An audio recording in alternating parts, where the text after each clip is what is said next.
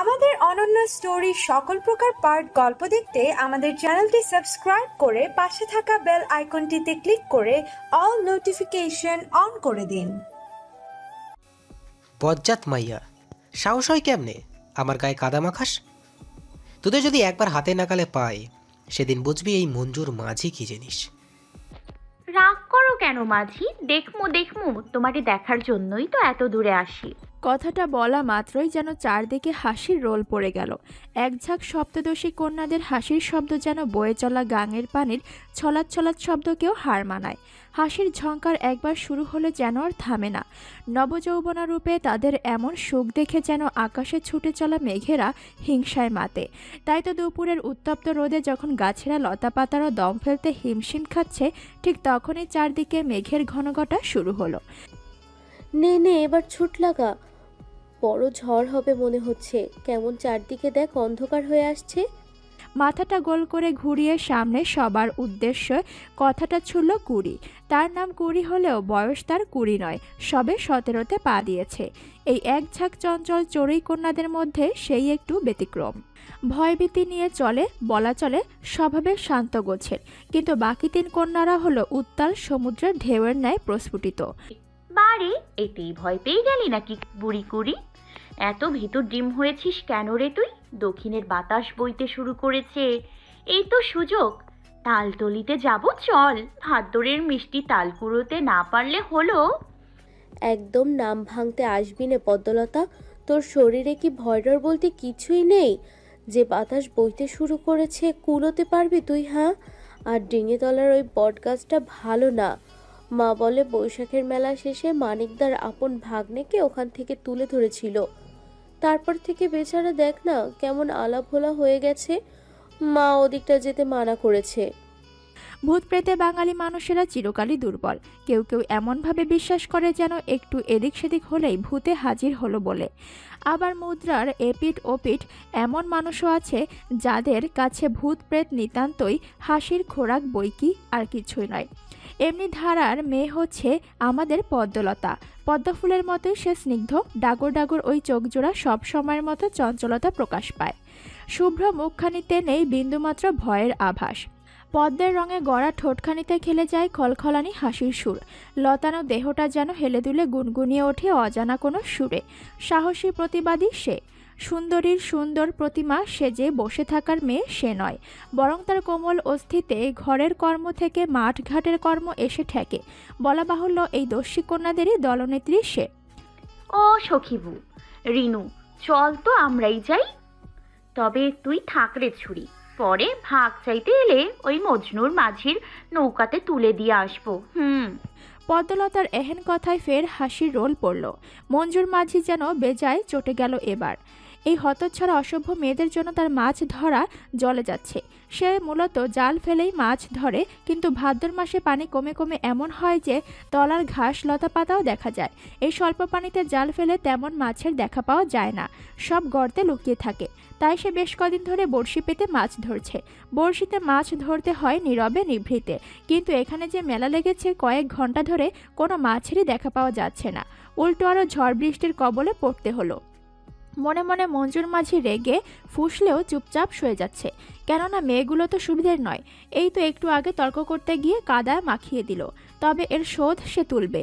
মঞ্জুর মাঝির বাড়ির পাশের জেলে পাড়াতে মাছ ধরা তাদের বংশের রেওয়াজ। বাপদাদাদের আমল থেকে মাছ ধরার প্রচলন হয়ে আসছে। বয়স তার 27, তবে কি 28। মা সঠিক জন্মসাল জানে না, মূর্খ সূর্খ মানুষ, বয়সে কি আসে যায়। মেটে গায়ের রং, ঝাঁকড়া চুলের তাগড়া যুবক সে, তবে চেহারা বেশ মায়ায় ভরা। আর এই মায়াতেই যেন কেউ আটকে গেছে। মঞ্জুর মাঝি বোঝে তার জন্য কোনো এক নির্মলা বাসন্তী প্রতীক্ষায় তাকে, সে যেন ধরেও দেয় না ধরা। এসব সে ভাবতে চায় না, তবুও বেহায়া মন তাকে জোর করে সেই ভাবনায় মশগুল করে। আপাতত মাছ ধরাই তার একমাত্র নেশা। এই নবগ্রামের গাঙগুলোর সাথে তার রক্তের টান রয়েছে। ছোটবেলায় হাতেখড়ি হিসেবে বই খাতার বদলে পেয়েছে সুতোয় বোনা জাল, বর্ষা আর নৌকা। পেটে দুমুঠো ভাতের যোগান দিতেই যেখানে হিমশিম খেতে হয়, সেখানে পড়াশোনা নিতান্তই বিলাসিতা। বেশ কিছুক্ষণ অপেক্ষায় থেকে মাছের আশায় নিরাশা হয়ে নৌকা বোঝা তুলে সে বাড়ি যাওয়ার জন্য প্রস্তুত হলো। এখন আর মাছ ধরার মন নেই। যদি রাতে জ্যোৎস্না ওঠে তবে ফের একবার এদিকটাই আসা যাবে। ইতিমধ্যে ঝড়ের তাণ্ডব শুরু হয়ে গেছে। বাতাসের দরুন কেশবতী কন্যাদের কেশ যেন লুটোপুটি খাচ্ছে। পদ্মলতা হাঁক ছেড়ে ডাক দিয়ে উঠল, বলি মাঝি, যাচ্ছ নাকি? এই ঝড় বাদলার দিনে আমার বুবুকে এভাবে ফেলে যাইতে পারো না তুমি। নৌকা ঘোরাও। রেনু কুড়ি পদ্মলতার কথা শুনে মুখ টিপে হাসলেও সুখী বোধ করি লজ্জা পেল। ঝুম বৃষ্টিতে তার লজ্জা মাখা মুখটা যেন সদ্য ফোটা মিষ্টি কামিনীর ন্যায় দেখতে হয়েছে। মঞ্জুর মাঝি কপালে ভাঁজ করে ঘাড় ঘুরিয়ে বলল, শোন পদ্ম, বেশি বার বাড়িস না রে। তোর বাপের কাছে যদি বিচার না দিয়েছি। আহা, রাগ করছো কেন? তোমার বিরহে আমার বুবু যে পাগল প্রায়। কবে বুঝবে গো মাঝি? তোমার পরাণ এত বিষের। মঞ্জুর এক পরলোক সুখীর দিকে তাকাতে চোখাচোখি হলো দুজনের। মঞ্জুর চোখ নামিয়ে নিল সাথে সাথে। বৈঠার জোর বাড়িয়ে নিমিষেই বাঁক নিল অন্যদিকে। চোখের আড়াল হতেই বুকটা কেমন কেঁপে উঠল সুখীর। বৃষ্টির দমকে চোখের কোণে হয়তো জলেরাও এসে ভিড় জমিয়েছে। সেই জল আর কারো চোখে ধরা না পড়লেও পদ্মলতার চোখে ঠিকই পড়ল। হয়েছে এবার? এখন কি যাবি নাকি এমনি করে বৃষ্টিতে ভিজতে থাকবি? চল না এখন। ও পাড়ার কুনসুমরা বোধহয় সব তাল কুড়িয়ে নিয়ে গেল। আমরা চেয়ে শুধু কয়টা তাল পাতা আর খড়কুটো পাবো। রেনুর কথাতে সম্বিত ফিরে পারতে সবাই এক মুহূর্ত দেরি না করে দৌড় ছোটায়। কাঁচা পেরো শাড়ির সাথে কাচের চুড়ির ঝনঝনানিতে যেন মোহমায়ায় ভরে ওঠে পরিবেশটা। একদল বুনো হাঁসও যেন তাদের সাথে তাল মেলাতে মেলাতে গাঙের পানিতে ডুব দেয়। উদ্দাম কন্যারা কালো মেঘের ছায়াকে বুড়ো আঙুল দেখিয়ে তাদের ভেতরের রঙিন সুতোদের পসরা সাজিয়ে বসে। স্বয়ং প্রকৃতিও যেন তাদের এই নিরন্তর দস্যিপানাতে সায় মেলায়। কুড়ি রানীরও ভূতের ভয় উড়ে গেছে আপাতত। তার বিশ্বাস পদ্মলতা আছে যেহেতু ভূতের মা মাসি কাছে ভিড়বে না। জমিদার হরিনাথ চৌধুরী 3 বছর পূর্বে মারা যাওয়ার পর তার শতকখানি জমি জমা ভিটে মাটি শূন্যে পড়ে আছে। তালতলির তালগাছটা ও নিজের সম্পদের অংশবিশেষ। ছেলেপুলে সব শহরে পাড়ি জমিয়েছে। দেখাশোনার মতো আছে একজন চাকর, নাম তার নরেন বসু। চারদিকে কেমন নীরবতা আর অন্ধকারে ঘিরে যাচ্ছে। থমথমে ভুতুরে পরিবেশে কুড়ির মনে যেন ফের সেই মানিকদার ভাগনের কথা মনে পড়ল। মা যদি কোনোভাবে জেনে যায় তার আর রক্ষা থাকবে না। কুড়ির ভূতের ভয় সারা শরীরে ছড়িয়ে পড়লেও পদ্ম রেনু ওদের মধ্যে যেন কোনো হেরফের নেই। বরং পদ্মলতা শাড়ির আঁচল কোমরে শক্ত করে বেঁধে বৃষ্টির ঝাপটা চোখ মুখ থেকে মুছে দৃঢ় কণ্ঠে বলল, চল জঙ্গলের দিকটায় একবার দেখে আসি, ওখানটায় বেশ তাল পাওয়া যায়। রিনু সুখী পদ্মর পিছু পিছু ছুটলেও কুড়ির সাহস হলো না। সে যে জায়গায় দাঁড়িয়েছিল সেখানেই ঠায় দাঁড়িয়ে রইল। মনের ভেতরে তার কু ডাকা যেন থামছেই না। না জানি কোন দিক থেকে কোন বিপদ এসে হাজির হয়। কে রে ওখানটায়?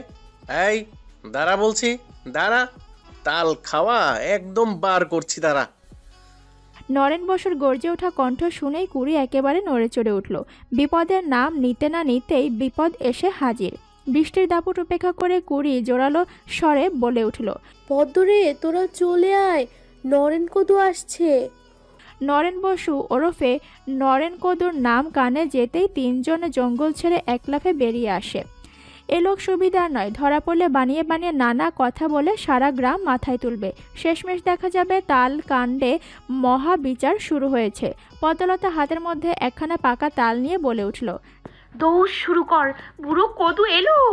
চোখের পলকে 4 কন্যার দলছুট বৃষ্টির আড়ালে ঢেকে পড়লেও নিভৃতে থাকা 2 মানুষের চোখে যেন ঠিকই ধরা পড়ল। বিদকুটে হাসি দিয়ে জানান দিল, পাখি তবে এখানে আসে, একদিন তো তাহলে ফাঁদ পাততে হচ্ছে। আধো আধো সন্ধ্যা নামছে। বৃষ্টির কারণে অন্য দিনের তুলনায় আজকে চারদিকটা মধ্যরাতের ন্যায় শুনশান হয়ে আছে। হাট সেরে 2-1 জন হাতে বাজার নিয়ে বাড়ি ফিরছে। ওই তো দূরে লিলুদের বাড়িতে কুপি জ্বলছে। আজ তাড়াতাড়ি কুপি জ্বালিয়েছে যে হঠাৎ। প্রতিদিন তো একদম সন্ধ্যা শেষে রাত নামতে শুরু করে তখন জ্বালায়। মনের মধ্যে এমন অবান্তর প্রশ্ন আসলেও চেপে যায় পদ্মলতা। বৃষ্টিতে টানা ভেজায় থরথরিয়ে কাঁপছে সে। কুড়ি রিনু বাড়ি গেছে, ওদের দুজনের বাড়ি আকপিছে। অপরদিকে তার আর সুখীবুর বাড়ি একেবারে একে অপরের গা ঘেঁষে। এক বাড়িতে টু শব্দ করলে অপর বাড়িতে যেন শোনা যায়। হ্যাঁ রে পদ্ম, তোর কি একটু ভয় করছে না? বড় মাছ তোকে আস্ত রাখবে না দেখিস। ভয়ের দমকে যেন গলা শুকিয়ে যাচ্ছে সুখীর। বয়সে সে এই 3 কন্যাদের চেয়ে বছর 1.5 বড়। সম্মানের খাতিরে তাই পদ্ম, কুড়ি, রিনু তাকে বুবু বলে ডাকে। কিন্তু বয়সে বড় হলে কি হবে, ডানপিঠে স্বভাবের কারণে এদের সাথে তার আমেদুধে মিল। সেই ছোট্টবেলা থেকে একসাথে মানুষ হয়ে আসছে, একে অপরের সাথে যেন আত্মার সম্পর্ক। দুরন্ত দুর্গতির মেয়ের ভয়ের জায়গা একটাই, সেটা হলো তার মা জননী। তার রুদ্র মূর্তি পদ্মলতার মনে হতেই কেমন গা শিরশিরিয়ে উঠছে। নিশ্চিত আজকে এই কুড়ানো তাল দিয়েই তাকে গরম তেলে মচমচিয়ে ভাজবে। বাড়ির কাছে আসতেই ভেজা চুলগুলো আলতো করে খোপা বেঁধে শাড়িটা ঠিকমতো পেঁচিয়ে নিল পদ্ম। ফিসফিসিয়ে কণ্ঠ নামিয়ে বলল, শোন না সখিবু, আমি বাগান বাড়ির পেছন দরজা টপকে ভেতরে যাব। তুই কি পারবি নাকি সদর দরজা দিয়ে যাবি? সখী দাঁতে দাঁত চেপে চোরের মতো আশেপাশে তাকিয়ে বলল, তোর কি মনে হয় সদর দরজা দিয়ে ঢুকলে আমাকে বরণডালা সাজিয়ে গৃহপ্রবেশ করাবে? ওই বুড়ির চোখে যদি পড়ি তাহলে আমাকে ঘাড় ধরে একদম বাড়ি থেকে বাঁশবাগানে পাঠাবে। চল, তোর সাথে আমিও যাব। পদ্মলতা আর সুখী দুজন হাত ধরে পা টিপে টিপে বাগান বাড়ির ভেতরে গেল। আশেপাশে মশার প্যানপানানি আর ডোবাই কোলা ব্যাঙের গলা ছেড়ে গান গাওয়ার যেন প্রতিযোগিতা চলছে। প্রতিযোগিতায় দুটোই ফেল, আরও ভালো রেওয়াজ করতে হবে। গাছে ওঠা, দেয়াল টপকানো যেন এক হাতের কাজ এদের। চোখের পলকে দরজা টপকে নিঃশব্দে দুজনে বাড়ির ভেতর প্রবেশ করলো। কালকে সকাল সকাল শিউলিতলায় আসিস বু, আবার যেন মাঝিরে নিয়ে এমন স্বপ্নে হারায়ও না যাতে ডাকতে আসতে হয়। পদ্মের কথায় সুখী চোখ পাকিয়ে তাকায়, কিন্তু পদ্মের হাসি দমক যেন থামে না। কে রে, কে ওইখানে? মন্টু মিয়া আসো নাকি? দেখো তো হারিকেন নিয়ে কেডায় ফিসফিসায়। মজিদ ব্যাপারীর গলা শুনে পদ্ম চমকায়, হতাশ ভঙ্গিতে বলে, আব্বা আজ এত তাড়াতাড়ি বাড়ি ফিরছে? থাক পদ্ম, আসি। সুখী আর সময় ব্যয় না করে গোয়ালঘরের পাশে সরু গলি দিয়ে বাড়িতে ঢুকে পড়ে। পদ্মদের বাড়ির সাথে লাগোয়া গলি দিয়ে সুখীদের বাড়িতে খুব সহজেই যাতায়াত করা যায়। দুই বান্ধবীর যেন সম্পর্কের সেতুবন্ধন এই গলিটি। নূরজাহান বেগম ছনের পাকঘরে বসে ভাত চাপিয়ে দিয়েছেন, বাঁশের খুঁটির সাথে হারিকেন ঝুলিয়ে রাখা। হারিকেনের ঝাপসা আলোতে নূরজাহান বেগমের চোখমুখ দেখে বোঝা যাচ্ছে বেজায় চটে আছেন। শুধুমাত্র উপযুক্ত জায়গা পেলে যেন সে উগড়ে দিবে। দূর থেকে মাগরিবের আজান ভেসে আসছে। মাটির চুলোয় খড়ি ঠেলতে ঠেলতে বাইরের সদর দরজা পানে একবার তাকিয়ে গলা ছেড়ে ডাক ছাড়ল, চারুরে, পাকঘরে আয় তো মা, নামাজটা পড়ে আসি। মায়ের গলা পেতেই জানালা ছেড়ে বাইরে আসে তরু। এতক্ষণ সে জানালা দিয়ে বনের পথ চেয়েছিল। পদ্মর কপালে আজ দুঃখ আছে। ভরা সন্ধ্যা হয়ে গেল, তবুও কি তার বাড়ি আসার হুঁশ হয় না? কোন ভর দুপুরে বেরিয়েছে সেই যে। নূরজাহান বেগম নামাজ যেতেই পাক ঘরের পেছন থেকে ফিসফিসিয়ে কণ্ঠ এলো, এই চারু, মা কি খুব রেগে আছে রে? আচমকা কারো আওয়াজ পেতে চমকে ওঠে তরু। পরে বুঝতে পারে এটা আর কেউ না, তারই বড় বোন পদ্মলতার। বয়সে দু বোনের ব্যবধান 1 বছর 23 দিনের। পিঠে পিঠিও বলা চলে, কিন্তু স্বভাব চরিত্রে একজন আকাশ তো আরেকজন পাতাল। এক ফোঁটা মিলও নেই তাদের মধ্যে। চুপচাপ ঘর কোনো মেয়ে তরু, সবসময় আড়ালে আবডালে তার বসবাস। দুজনের মধ্যে এমন বিস্তর ফারাক থাকলেও এক জায়গায় তাদের মিল না বললেই নয়, সেটা হলো দু বোনের প্রতি দু বোনের ভালোবাসা। এক ছাদের তলায় একসাথে সমবয়সী থাকলে ঠুকাঠুকি হবেই। এ সব কিছু ছাপিয়ে ওদের ভালোবাসাগুলো চোখে পড়ার মতো। কিঞ্চিত রাগ দেখিয়ে চারু বলে উঠল, বাড়ি ফিরলি তবে? আমি তো ভেবেছি বাড়ির কথা ভুলেই গেছিস। হাতে ওটা কি রে তোর? তালতলিতে গিয়েছিলাম, ঝড়ে এই তালটা জঙ্গলের ভেতরে থেকে পেয়েছি। রেখে দে, পাকা তাল, নিচের দিকটায় একটু থেতলে গেছে। দেখ কি মিষ্টি গন্ধ বেরিয়েছে। অনেক বুঝেছি, তোর তাল তোরই খেতে হবে। ও বেলা জেলেপাড়ার বিশু কাকা তার গাছে 2টো তাল দিয়ে গেছে, আব্বা হাট থেকে কিনেছিল। হারিকেনের টিমটিমে আলোতে পদ্মর মুখখানিতে যেন অমাবস্যার আধার নেমে এলো। এত কষ্ট করে সে তালটা কুড়িয়ে আনলো নরেন কদুর দৌড়ানি খেয়ে, আর শেষে কিনা হলুদ রঙা আলোতে এমন তার মুখখানা হয়েছে যা দেখলে যে কেউ মায়ায় পড়ে যাবে। পদ্মের এমন রূপের ছটা দেখে ওই দূর আকাশে হিজলাতলার মাথায় বেয়ে ওঠা সদ্য চাঁদও যেন হিংসে করে। চারু বড় বুঝদার মেয়ে, বয়সে ছোট হলে কি হবে, কাজকর্ম তার নিপুণতায় আবৃত। পদ্মর মতো অধিক সুন্দরে মোড়ানো না হলেও দেখতে মন্দ নয় সে। রূপের ছটা দু বোনের দুরকম। কল পারে যা, হাত মুখ ধুইয়ায় পদ্ম। মা আসার আগেই কাপড় পাল্টে নে। কাদা সব কি তুলে এনেছিস তুই? হ্যাঁ, পদ্ম আর কথা বাড়ায় না, তালখানা বাঁশ মাচার ওপরে রেখে কলতলায় চলে যায় চুপচাপ। হাতের সাহায্যে কচলে কচলে কাদা পরিষ্কার করতে থাকে। ইস, পায়ের কোনো আঙুলের মাঝে কেটে ফাঁক হয়ে গেছে, কখন কেটেছে জানে না সে। সাবানের ফেনা লাগতেই কামড়ে উঠেছে, নিশ্চয়ই ভাঙা খাপড়ির সাথে লেগে এই অবস্থা হয়েছে। চোখ মুখ কুচকে কোনো রকমে হাত পা ধুয়ে ঘরে দৌড়ে চলে গেল। ভেজা শাড়িখানা বারান্দার দড়িতে মেলে দিয়ে লম্বা চুলগুলো পানি ঝাড়তে ঝাড়তে পাকঘরে পিঁড়ি টেনে গিয়ে বসল পদ্মলতা। সদ্য বৃষ্টি ভেজা কদম ফুলের গন্ধ নাকে আসতেই চোখ বন্ধ করে গভীর শ্বাস টেনে নিল। অতঃপর চোখ মেলে তাকিয়ে দেখল তরুর লম্বা বেনুনির নিচে ছোট একখানা কদম ফুল লাগানো। এতক্ষণে সে বিষয়টা ভালো করে খেয়াল করেছে। বারে চারু, এই অসময়ে কদম ফুল পেলি কোথায়? চারু ভাতের ফেনা গলাতে গলাতে জবাব দিল, সুজন রাঙা ওরা এনে দিয়েছে। হাটের ধারে যে বড় কদম গাছটা আছে, ওখানে নাকি 2-1টা কদম ছিল। হাটে যাওয়ার সময় বলে দিয়েছিলাম যদি থাকে তো এনে দিতে। কদম ফুল তরুর ভারী পছন্দের। বর্ষাকালে রাতের বেলা যখন মৃদু বাতাসের দমকে কদম ফুলের মিষ্টি গন্ধ আসে, সেই সময়টার মতো মোহনীয় আর যেন কিছু হতে পারে না তরুর কাছে। আমি কাল ও পাড়াতে গিয়ে যদি পাই তো এনে দিব। শোন না, আজকে কি হয়েছে জানিস? মজনুর মা। আর কথা শেষ করতে পারল না পদ্ম, তার আগে নূরজাহান বেগমের কর্কশ গলা ভেসে এলো, মহারানীর রাজকার্য তাহলে শেষ হলো? আল্লাহর অশেষ দয়া, বাড়ি বলতে যে কিছু আছে সেটা ভুলে যাননি তাও। মায়ের এমন কথা শুনে ফিক করে হেসে ফেলে পদ্ম, সাথে সাথেই মুখ চেপে ধরে হাত দিয়ে। সে মোটেই হাসতে চায়নি, ভুল করে দাঁতগুলো বের হয়ে গেছে, বড্ড ভুল হয়ে গেল। অসময়ের হাসি সর্বনাশী। মেয়ের এহেন কাণ্ডে নূরজাহান বেগম আরও যেন রাগের মাত্রা বাড়িয়ে দিলেন। দামড়ি মেয়ে, স্কুল ফাঁকি দিয়ে বনবাদরে ঘুরে বেড়াস, লজ্জা করে না? নিজে ছোট বোনকে দেখেও তো শিখতে পারিস। একই মেয়ে জন্ম দিয়েছি আমি। পদ্মের মা, কি কইতাছো এসব? মেয়েরে কেউ এমন ধারা কথা কয়?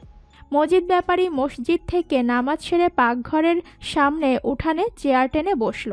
পদ্ম যেন জমির হাত থেকে রক্ষা পেল মুহূর্তেই। সে আলগোছে বাপের পেছনে চেয়ার ধরে দাঁড়ালো। পদ্মের সকল আহ্লাদ আবদার ফয়ে ফরমাস পূরণ করার একমাত্র জায়গা হলো তার আব্বা মজিদ ব্যাপারী। মজিদ ব্যাপারী তার 2 মেয়েকে প্রাণের চাইতে বেশি ভালোবাসেন। 2 মেয়ের মায়াময় মুখটাই যেন তার পরম সুখের স্থান। ছেলে থাকলে যে দুরন্তপনা সইতে হতো তাকে, সেটা যেন তিনি তার মেয়ে পদ্মলতার মধ্যে খুঁজে পান। তাই তো সে না করতে পারে না কোনো কিছুতে মানা, না করতে পারে কোনো শাসন। তোমার অতি আহ্লাদের কারণে মেয়ের এই অবস্থা। কোনো ভদ্রঘরের মেয়ে মানুষ এত বেলা অবধি বাইরে থাকে? দিন নাই রাত নাই, সারা গ্রামে সাঙ্গপাঙ্গ নিয়ে অবাধ বিচরণ তার। বিচারের ঝুলি তো তার সাথে আছেই। মজিদ ব্যাপারী আরাম করে বসে এবার তার আরেক মেয়ে চারুকে ডেকে নেয় কাছে। মা চারুলতা, কত কার এত বড় সাহস তোমার বোনের নামে বিচার দেয়? তোমার বোন হইল এই গ্রামের অতি ভদ্র শান্ত শিষ্ট মাইয়া, তার নামে বিচার আসা তো অনেক বড় ব্যাপার। কি কও পদ্মলতা? বাপের অসময়ের এমন মশকরাতে খিলখিলিয়ে হেসে ওঠে চারু। বোনের দিকে নজর ফেরাতেই চোখ পাকিয়ে নাক ফুলিয়ে পদ্ম বলে ওঠে, আব্বাজান, আপনি আমার লগে মশকরা করতেছেন তাই না? মায়ের দিকে একবার তাকিয়ে ফের বলে, কে বিচার দিছে কইতে বলেন না আমারে। আমিও জানতে চাই কার এত বড় সাহস বাড়ি বয়ে এসে বিচার দেয়। নূরজাহান বেগম সাথে সাথে বলে উঠলেন, শুনছো তোমার মেয়ের কথা? কে বলবে এইটা মেয়ে মানুষের আচার ব্যবহার? দিনে দিনে ডাকাত হচ্ছে। মজিদ ব্যাপারী পদ্মকে কাছে টেনে আনলেন, 2 মেয়েকে 2 হাতে জড়িয়ে ধরে বললেন, আমার এক মাইয়া হইলো পুলিশ আর এক মাইয়া হইলো ডাকাত, ক্ষতি কি? নূরজাহান বেগম হতাশ হলেন। এই লোকটাকে সে কোনোভাবেই বোঝাতে পারেন না মেয়েদের আশকারা দিতে দিতে মাথায় তুলেছেন। এই নিয়ে কত শত রাগ অভিমান করে সে, কিন্তু তার একটাই কথা, আমার মেয়েরা হলো আমার মা। ছোটকালে মারে হারাইছি, মায়ের আদর কি জানি না। এখন নিজের মাইয়াদের দেখা তার মায়ের আশা পূর্ণ হয়। পদ্ম তো হয়েছে ঠিক ওর দাদির মতো রূপবান। নূরজাহান বেগম তখন আর কোনো কথা বলতে পারেন না, স্বামীর পানে ভরা দৃষ্টিতে তাকায়। লোকটা নিতান্তই ভালো মনের মানুষ। নেহাত ভাই বোনেদের কত শত অত্যাচার যে সয়ে এসেছে বিনা প্রতিবাদে, থাকে একদম নির্বিকার, বিন্দুমাত্র অহংকার নাই। একজন বাবা, একজন স্বামী হিসেবে লোকটার যেন তুলনা নেই। নূরজাহান বেগম আর মজিদ ব্যাপারীর বিয়েটাও হয় অনেক নাটকীয়তার মধ্য দিয়ে। মজিদ ব্যাপারীর বাবা আব্দুল মোতালেব ব্যাপারী ছিলেন বেশ নামকরা। নিজের গ্রাম ছাড়াও তার ব্যবসায়িক কারবার ছিল পাশের গ্রামে। নবগ্রাম আর সূর্যদিঘি গ্রাম পাশাপাশি দুটো। লম্বা বিস্তৃত মাঠ, পেয়ারা টাল পেরিয়ে ছোট খালটুকু পার হলেই ওপার গ্রাম সূর্যদিঘি। বর্ষাকালে ভরা মৌসুমে এই খালই পানিতে ভরে ওঠে, তখন খেয়া দিয়ে পারাপার করতে হয়। সূর্যদিঘি গ্রামের প্রাইমারি স্কুলের হেডমাস্টার ছিলেন নূরজাহান বেগমের বাবা হায়দার আলী খান। 2 ছেলে 3 মেয়ে নিয়ে তার ভরা সংসার। বড় ছেলে দুটো, মেয়ের বিয়ে হয়ে গেছে, বাকি ছিল নূরজাহান বেগম আর তার ছোট ভাই। হায়দার আলীর সাথে বেশ সখ্যতা ছিল আব্দুল মোতালেব ব্যাপারীর। কাজের সূত্রে ও গ্রামে আসা যাওয়ার মাধ্যমে তাদের পরিচয়ের সূত্রপাত। কোনো একদিন এমনই ঝড়ের রাতে মোতালেব ব্যাপারী আশ্রয় নিয়েছিলেন খান বাড়িতে। হায়দার আলীও যেন আপ্যায়নের কোনো ত্রুটি রাখেননি সেই সুযোগে। ঝড়ের রাতে বাইরের বারান্দায় জলচকিতে বসে যখন তসবি জপছিলেন মোতালেব ব্যাপারী, তখনই তার সাক্ষাৎ হয় নূরজাহানের সাথে। হায়দার আলী তার ছোট মেয়ের সাথে পরিচয় করিয়ে দেন। নম্র কথাবার্তা, আচার আচরণে বেশ স্বাচ্ছন্দ্য বোধ করেন মোতালেব ব্যাপারী। এক দেখাতেই তার পুত্র মজিদের বধূ হিসেবে কল্পনা করে ফেলেন, কিন্তু পাছে হটে আসেন এই ভয়ে যে ছেলে তার সুপাত্র বটে, কিন্তু পড়াশোনাতে 5ম শ্রেণী অবধি গড়িয়েছে। মা মারা যাওয়ার পরে আর পড়াশোনা হয়ে ওঠেনি। অপরদিকে মাস্টারের মেয়ে ম্যাট্রিক পাশ করলো, কলেজে পড়ার কথা চলছে, চালচলনে শহুরে ভাব আছে কিছুটা। এমতাবস্থায় বিয়ের প্রস্তাব দেওয়াটা সত্যি বেমানান, কিন্তু ছেলে তার খেটে খাওয়া পরিশ্রমী, আল্লাহ দিলে সহায় সম্পত্তির অভাব নেই, ঘরের খেয়ে পড়ে বাঁচবে। শত চিন্তা চেতনার পর মোতালেব ব্যাপারী মনস্থির করেই ফেলেন সে প্রস্তাব দিবে, না করে দিলে দিবে। বিয়ে শাদীর ব্যাপারে হ্যাঁ না অতি পরিচিত ঘটনা। অনাকাঙ্ক্ষিত এমন প্রস্তাবে হায়দার আলী খান প্রথম ভরকালেও পরে নিজেকে সামলে নেন।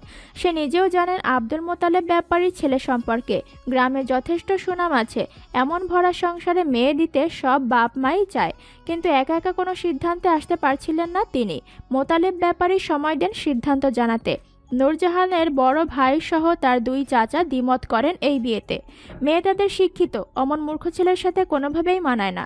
হায়দার আলী বেশ চিন্তিত হয়ে পড়েন। দেনা মোনায় ভুগতে ভুগতে একসময় তার স্ত্রী সমেত মেয়েকে ডাকেন। নরমকে দাঁড়াই গা এলিয়ে জিজ্ঞেস করেন, মা নূরজাহান, তোমার কি এই সম্বন্ধ ব্যাপারে কোনো মতামত আছে? থাকলে আব্বাজানরে জানাও। নূরজাহান চক্ষু লজ্জায় চুপ করে মাথা নাড়ায়। হোক সে শিক্ষিতা, সমভ্রমতা তার প্রধান উপাদেয়।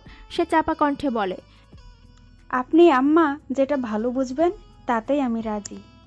মেয়ের মুখ থেকে এমন কথা সন্তুষ্টিমূলক বাণীতে যেন প্রাণ ফিরে পান মাস্টার সাহেব। এক পলক স্ত্রীর দিকে তাকিয়ে সরল হাসি হাসেন, আর কালক্ষেপণ না করে দ্রুত খবর পাঠান নবগ্রামে। দিন পেরোতেই বিয়ের তোড়জোড় শুরু হয়। সবকিছু ঠিকঠাক চললেও মূল ঝামেলা তৈরি হয় বিয়ের দিনে। নূরজাহানের বড় ভাই চাচারা মিলে অস্থিতিশীল পরিস্থিতিতে ফেলে ব্যাপারী পরিবারের সদস্যদেরকে। এমতাবস্থায় বিয়ে ভাঙতেই বসেছিল প্রায়, কিন্তু আল্লাহর অশেষ কৃপায় অবশেষে সব প্রতিকূলতা পেরিয়ে নবগ্রামে বধূবেশে পা রাখেন নূরজাহান। স্বামী পড়াশোনায় কমতি আর নিজে শিক্ষিতা এমন মনোভাব কখনোই আনত না নূরজাহান, বরং তার গর্ব হতো এমন সুন্দর মানসিকতার মানুষ পেয়েছে সে। দুজনে একে অপরের প্রতি এই অমায়িক ভালোবাসাই যেন এই সুন্দর সংসারের প্রতিচ্ছবি। সংসার জীবনে সুখী হওয়ার মূল মন্ত্র মূলত স্বামী স্ত্রী দুজনেই দুজনকে সমান গুরুত্ব দেওয়া, একে অপরের যোগ্যতাকে চুলচেরা বিশ্লেষণ না করে ভালোবাসার দাঁড়িপাল্লাতে বরং মাপা উচিত। 2 মেয়েকে পড়াশোনা আদব কায়দা শেখানোর ব্যাপারটা মূলত নূরজাহানই দেখে। এক মেয়ে সেসব আমলে নিলেও আরেকজন সে সময় নেই, এটাই তার আফসোস। পদ্মতরুকে নূরজাহান শুদ্ধ ভাষা শেখালেও বাপের খাঁটি গ্রাম্য ভাষাতে তারা 2 বোন পটু। তাই তো মায়ের শুদ্ধ ভাষা আর বাপের অশুদ্ধ ভাষা 2টা মিলিয়েই বলে, এতেই যেন বেশ মজা পায়। ভাদ্র মাস শেষে আশ্বিন মাস পড়ল বলে ভোরের হালকা কুয়াশা যেন চারদিকে চাদর বিছিয়েছে। নরম ঘাসগুলো শিশিরের কারণে গাঢ় সবুজ রঙা ধারণ করেছে। প্রকৃতির এই অপরূপ চিত্র তুলনাহীন। এক এক ঋতুতে তাহার এক এক বাহার। ভোরের মিষ্টি নরম আলো লোহার জানালা গলে দোচালা ঘরের ভেতরে প্রবেশ করেছে। সেই আলো চোখে পড়তেই ঘুম ভেঙে যায় পদ্মর। কোনো মতে আড়মোড়া ভেঙে ঘুমের রেশ কাটায়। কালকে বৃষ্টিতে ভিজে শরীরটা একটু নরম হয়েছিল, তাই না খেয়ে রাতে শুয়ে পড়ছিল। কিন্তু তাহার বাপজান মেয়েকে না খাইয়ে কি আর রাখতে পারেন? টেনে টুনে তুলেছিল ঠিকই। ঘুমের ঘরে দুলতে দুলতে কোনো মতে খাওয়া শেষ করে আবার কখন ঘুমিয়ে পড়েছে সে নিজেও জানে না। সোনালি আবার ছাড়িয়ে চুলগুলো বাঁধার জন্য মাথায় হাত দিতেই খেয়াল করে লম্বা চুলগুলোতে বেনুনি করে দিয়েছে কেউ। এ নিশ্চয়ই তরুর কাজ। আনমনায় পদ্মর ঠোঁটের কোণে মৃদু হাসি খেলে যায়। পাশ ফিরে তাকাতে দেখে তরু গভীর ঘুমে তলিয়ে আছে। মুগ্ধ চোখে বোনের দিকে তাকিয়ে থাকে পদ্ম। একজন যেন আরেকজনের মনের ভাষা বুঝতে পারে কত সহজেই। তাই তো মুখ ফুটে কিছুই বলতে হয় না, তার আগেই বুঝে যায়। তরুর মুখের সামনে ছোট ছোট চুলগুলো সরিয়ে কপালের স্নেহের পরশ এঁকে দেয় পদ্ম। দূরদরজার আড়াল হতে একজনের চোখে এই বিশুদ্ধ ভালোবাসার চিত্র ঠিকই ধরা পড়ে। মুহূর্তেই চোখের কোণে জলেরা যেন চিকচিক করে ওঠে। মেয়েটার যতই চঞ্চলা হোক, ভেতরটা যে একদম নরম, ভালোবাসায় ঘেরা তার। যতই বকুক মারুক, এই মেয়েরাই তার অন্তর্প্রাণ। গর্ভধারণীরা কখনো সন্তানের অমঙ্গল চাইতে পারে না, নিজের জীবন দিয়ে হলেও সন্তানের ভালো চাইতে পিছুপা হটেন না। আর এই ভালো চাইতে গিয়েই শাসনের আশ্রয় নিতে হয়। চোখের কোণে ভিড় করা জলগুলো মুছতে মুছতে সে নিচে চলে যায়। নূরজাহান বেগম অনেক চাপা স্বভাবের। সে সবসময় তার ভালোবাসাগুলো লোকচক্ষুর আড়ালে রাখতে পছন্দ করেন, বিশেষ করে পদ্মার প্রতি তার অব্যক্ত ভালোবাসাগুলো। হলুদের পাড়ে ঘেরা কলাপাতা কালারের শাড়িতে যেন পদ্মকে প্রকৃতির রাজকন্যা লাগছে। খালি পায়ে শিশির ভেজা নরম ঘাসে সে নিরন্তর ছুটছে, সাথে লম্বা বিনুনিগুলো আঁকাবাঁকা ঢেউ খেলে যাচ্ছে তালে তালে। হাতে তার ছোট ডালা। তাকে দেখে মনে হচ্ছে যেন খাঁচা ছেড়ে মুক্ত মনায় ডানা ঝাপটিয়ে ছুটে চলা কোনো এক দূরদেশের পাখি। অবশেষে শিউলির তলায় এসে পদ্মলতার পায়ের গতি থামে। হাঁপিয়ে উঠেছে, শুভ্র মুখখানি লালচে আভায় ভরে গিয়েছে, কপালে বিন্দু বিন্দু ঘাম জমা হয়েছে। শাড়ির আঁচল দিয়ে মুছতে মুছতে এগিয়ে যায় শিউলি গাছের নিচে। মুহূর্তের তার চক্ষু চড়াক, লালচে মুখখানি যেন আরও গাঢ় হতে থাকে। ভেতরের আগুন শিখা দপ করে জ্বলে ওঠে। শিউলি ফুলগুলো সব নষ্ট হয়ে আছে। কোনো এক নির্দয় ব্যক্তি সবগুলো ফুল মারিয়ে চলে গেছে। স্পষ্ট বুট জুতোর ছাপ পড়ে আছে মাটির রেখায়। পদ্মর রাগে দুঃখে চোখে জল এসে জমে। কে এই নির্দয় ব্যক্তি যে এমন অমানবিক কাজ করতে পারে? ফুলের মতো পবিত্র জিনিসকেও কি মায়া নেই? এমন করে বসে আছিস কেন রে পদ্ম? মনে হচ্ছে 7 জনমের দুঃখ ভর করেছে তোর উপর। রিনুর কণ্ঠ পেতেই চোখ তুলে তাকায় পদ্ম। জলে ভরা চোখ আর থমথমে মুখ দেখে চমকায় রিনু। কি হয়েছে পদ্ম তোর? কাঁদছিস কেন তুই? রিনু পদ্মের এমন অবস্থা দেখে ব্যতিব্যস্ত হয়ে পড়ে। তার সখী কাছে এমনটা যেন হতেই পারে না। বল না কি হয়েছে? পদ্ম রিনুকে চোখের ইশারা দিয়ে দেখায় তার কান্নার কারণ। রিনু ভালোভাবে চারদিকটা খেয়াল করে দেখে, চমকে ওঠে। হায় হায়, এ কি কাণ্ড! কোন ছাগল পাগল এই কাজ করেছে রে পদ্ম? ইস, সব ফুল যে নষ্ট হয়ে গেছে। রিনুর হা হুতাশে পদ্মর বিরহ বেদনা যেন আরেক দফা বেড়ে গেল। অতঃপর চোখ মুখ মুছে মাটি ছেড়ে উঠে শক্ত ধারালো কণ্ঠে বলল, জানলে কি ছাড়তাম নাকি? তবে যেই ছাগল পাগলেই করুক না কেন, তাকে গরুর মোটা ঘাস না খাইয়ে ছাড়বে না এই পদ্মলতা। সুস্পষ্ট সুদৃঢ় প্রত্যয় এই নির্বিকার। তার প্রিয় জিনিসের ক্ষতি যেন ক্ষমার অযোগ্য। পদ্মর এহেন কথায় রিনুর কপালে ভাঁজ পড়ে। এই মেয়ে ফের খেপেছে।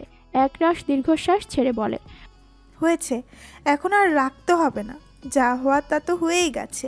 পরে দেখে নিব কোন ক্যাপলাকান্তের এত বড় সাহস হলো। এখন চল তো, অনেক বেলা হলো। আজ স্কুলে না গেলে মা পিঠের ছাল তুলবে। কাল যে কি বকুনি খেয়েছি, ওদিকে জানিস তো? কুড়ির জ্বর এসেছে। কুড়ির জ্বরের কথা শুনে পদ্মর ফুল হারানোর শোক কিছুটা কমে যায় বোধহয়। চোখ মুখের শক্ত রেখা ছাপিয়ে নরম হয়ে আসে।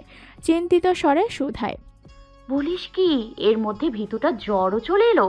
চল তো দেখে আসি। আজ তো আর তাহলে ওর স্কুল যাওয়াই হবে না। রিনু বাধা দিয়ে বলে, এখন না, আমি দেখে এসেছি একবার। স্কুল থেকে আসার পথে আবার দেখে আসবো ক্ষণ। বড্ড দেরি হয়ে যাবে। তাছাড়া কাল তো এমনিতেই মিথ্যা বলে স্কুল ফাঁকি দিয়েছিলাম। আজ মাস্টারমশাই দেখি বাপু কি করে। পদ্ম আসন্ন বিপদ আঁচ করতে পেরে আর দ্বিমত করে না। সত্যি এখন দেখতে গেলে বেশ দেরি হয়ে যাবে। তাছাড়া রিনু তো দেখে এসেছে। ও যদি না দেখে আসতো তাহলে পদ্মকে আটকানো দায় হতো। তবে আজ বেতের বাড়ি একটাও মাটিতে পড়বে না। হুলো সারটা ঠিকই গুনে গুনে 10 ঘা বসিয়েই ছাড়বে। সাদা সালোয়ার কামিজ, সাথে নীল রঙের ওড়না, দুপাশে ঝুলানো লম্বা বিনুনি, বুকের সাথে আষ্টে পৃষ্ঠে জড়ানো গুটি কয়েক বই। সবুজ ক্ষেতের আইল পেরিয়ে পাকা রাস্তায় উঠে পড়ে নবগ্রাম উচ্চ মাধ্যমিক বালিকা বিদ্যালয়ের সবচেয়ে অনিয়মিত ছাত্রীগণ। 10ম শ্রেণীর ছাত্রী তারা। সামনে বোর্ড ফাইনাল পরীক্ষা দিবে। পড়াশোনাতেও যে তাদের তিক্ত মনোভাব, সেটা তাদের স্কুলের উপস্থিতির হার দেখেই বোঝা যায়। আজ সকালে শিউলিতলায় আইলা না কেন মাঝির বউ? মাঝিরে নিয়া বুঝি স্বপ্নের দেশে হারাইছিলা? কথাটা বলেই পদ্মলতা রিনু দুজনেই খিলখিলিয়ে হাসতে লাগলো। মাঝির নাম নিতেই সুখীর মুখের রং পাল্টে লজ্জাপতি লতিকায় পরিণত হয়। মাঝিকে নিয়ে তার এক আকাশ স্বপ্ন। জানে না কবে তার এক পাক্ষিক আকাঙ্ক্ষার অবসান ঘটবে। সুখী বয়সে বড় হলেও সমান ক্লাসেই পড়ে তারা। ষষ্ঠ শ্রেণীতে থাকতে তার নিউমোনিয়া রোগ হয়। সেবার ফাইনাল পরীক্ষায় বসতে পারেনি, তাই 2 বছর থাকতে হয়। এতে সুখীর বাপ মা অখুশি হলেও সে ভারী খুশি হয়। মেঘনা চাইতেই জলের মতো তার সখীদের পেয়ে যায়। স্কুলের বড় গেটে ঢোকার আগে সেলিমের মনোহারীর দোকান। এইটুক পার হতেই পদ্ম আর তার দলবলদের গা রি রি করে সবসময়। অসভ্য বাদরটা চোখ দিয়ে গিলে খায় যেমন পারে উত্ত্যক্ত করে। মাঝে মধ্যে চেলাপেলা নিয়েও হাজির থাকে। পদ্ম এর আগে একটা জাত মতো শিক্ষা দিয়েছিল, কিন্তু কুকুরের লেজ বলে কথা, সোজা হয় কি তাতে? তার উপর যদি হয় ক্ষমতাবান। পদ্মালতা নাকি? কি কপাল আমার, দেখরে কালু। সকাল সকাল হুড়পড়ির মুখ দেখলাম, আজ ভালো কেনা বেচা হইব। সেলিমের পান খাওয়া লাল দাঁতের বিদকুটে মার্কা হাসি দেখেই গা জ্বলে উঠল পদ্মর। সাথে কালু চামচা তো আছেই। পদ্ম তেরে যেতে নিলে সুখী রিনু বাদ সাধে। সেলিম এই গ্রামের জালাল মেম্বারের আপন ভাগিনা, একেবারে বকে যাওয়া বাটপার। দোকানের তো কোনো কারবারই নেই, ছুতো মাত্র মেয়েদের উত্ত্যক্ত করার। কেউ কিছু বলেও সাহস পায় না মেম্বারের আত্মীয়, বিচার দিলে কোনো লাভ নেই। নিজের নাম বাড়াতে এই স্কুলের অর্ধশতক জমি জালাল মেম্বারের দান করা। ক্ষমতা তার হাতের মুঠোয়। দাপট দেখিয়ে বেরিয়ে চলে সেই গ্রামে। সুখী পদ্মকে শান্ত করে বলে, তুই থাম পদ্ম, ওর মামাকে তো চিনিস, কোনো লাভ নেই। বরং উল্টো যে বিচার দিতে যায় তারই দোষ ধরে। আমরা কি করব বল? পদ্ম চোখ সরু করে চোখের পাপড়ি ঝাপটিয়ে বলে, একদিন তো ঠিকই ধরবো কে। রিনু সুখী জানে পদ্ম কেমন ধারার মেয়ে। সে যখন বলেছে তো কিছু একটা করেই ছাড়বে, তাই পদ্মকে স্বাভাবিক করতে এসব প্রসঙ্গ পাল্টায়। হ্যাঁ রে পদ্ম, তোর এলো না আজ স্কুলে? শরীর খারাপ করেছে নাকি? পদ্ম নির্লিপ্ত কণ্ঠে জবাব দেয়, তোরা চিনিস না ওকে? ও সেই কোন সকালে হাজির হয়েছে, ক্লাস পরীক্ষা হবে নাকি। তরু 9ম শ্রেণীর ছাত্র। তার গুণধর বোন অনিয়মিত হলেও সে কিন্তু নিয়মিত। পড়াশোনার ব্যাপারে তার অসীম আগ্রহ। স্কুলের সব মাস্টারদের মুখে মুখে একই কথা। একই হাড়ির ভাত খেয়ে 2 বোনের মধ্যে এত বিস্তর ফারাক হলো কেমন করে? বেলা গড়িয়ে বোধহয় 12টা বাজছে। সবেমাত্র 2টো ক্লাস শেষ হলো, তাতেই কন্যাদের অবস্থা দফা রফা। আগের ক্লাসে বেতের ঘা খেয়েছে পড়া না পারার কারণে। এ যাত্রায় অবশ্য সুখী বেঁচে গেছে। হাত লাল করেছে শুধু পদ্ম আর রিনুর। এখন আবার হুলো স্যারের ক্লাস। ভুঁড়ি ঠেলে নাকের ডগায় চশমা রেখে কান চুলকাতে চুলকাতে প্রবেশ করে ক্লাসে। অঙ্কের মাস্টার উনি। নবগ্রামে তার মতো অঙ্কের জাহাজ 2টো নেই। এটা তার নিজেই নিজেকে করা প্রশংসাসূচক দাবি। চকের গুঁড়োতে তার ইস্ত্রি করা কালো প্যান্টটা সাদা হয়ে গেছে পেছন দিকটায়। নিশ্চয়ই কোনো হতচ্ছাড়া তার চেয়ারে চক গুঁড়ো করে রেখেছিল। 8 ঘন্টা পেরিয়ে যাচ্ছে, এখনও হুলো স্যারের বীজগণিতের রাশি মিলছে না। বোর্ডের মধ্যখানিতে হাত ঠেকিয়ে ব্যাপক চিন্তাধারায় মশগুল সে।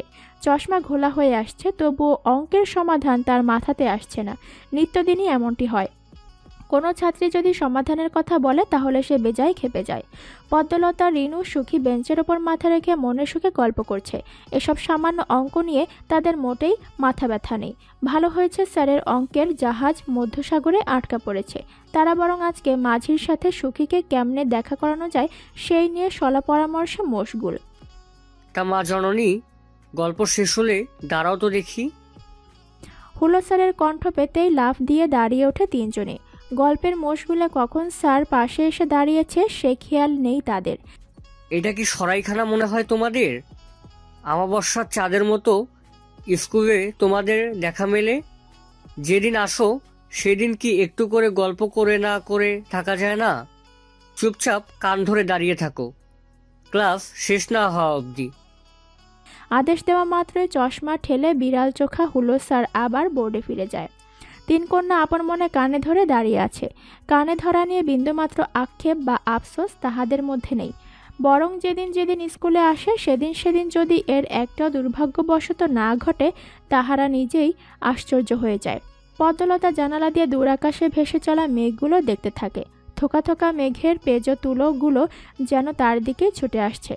তার মনের মধ্যে সূক্ষ্ম ইচ্ছে জাগে, ইস, সেও যদি মেঘ হয়ে এমন ভেসে বেড়াতে পারত। এই পড়াশোনা আর ভালো লাগে না, কবে যে এই থেকে মুক্তি পাবে সে। ঘন্টা পড়ার ঠিক 2 কি 3 মিনিট আগে ক্লাসে হেডমাস্টার নওশেদ আলম প্রবেশ করেন, সাথে তার 2 জন আগন্তুক। হুলো স্যার তৎক্ষণাৎ তার অমীমাংসাকৃত অঙ্ক ছেড়ে সোজা হয়ে দাঁড়ান, কিন্তু ক্লাসের মধ্যে 3 জন মেয়ের এমন কান ধরিয়ে দাঁড়িয়ে থাকাটাও অতিথিদের সামনে বেশ অপ্রস্তুত হয়ে পড়েন তিনি। অতিথিরাও বেশ অবাক হয় এমন দৃশ্য দেখে। ক্লাসের ছাত্রীগুলো উৎসুক জনতার মতো আগন্তুকদের দেখতে থাকে। শার্ট প্যান্ট পরা, হাতে সাদা কি একটা ঝুলানো কাপড়, গোছানো সুদর্শন পুরুষদ্বয়। নবগ্রামে এর আগে কখনো তাদের কেউ দেখেনি। নওশাদ আলম বেশ গম্ভীর স্বরে বলেন, পদ্মলতা, বসো তোমরা। দুজন আগন্তুক, এর মধ্যে কেউ একজন ঠোঁট নাড়িয়ে মৃদুস্বরে উচ্চারণ করে পদ্মলতা। এনারা হলেন শহর থেকে আসা আমাদের নবগ্রামের বিশেষ অতিথি। 1 মাসের বিশেষ পর্যবেক্ষণ ও বিনামূল্য সেবা প্রদানের জন্য তারা আমাদের সদর হাসপাতালে যোগদান করেছেন।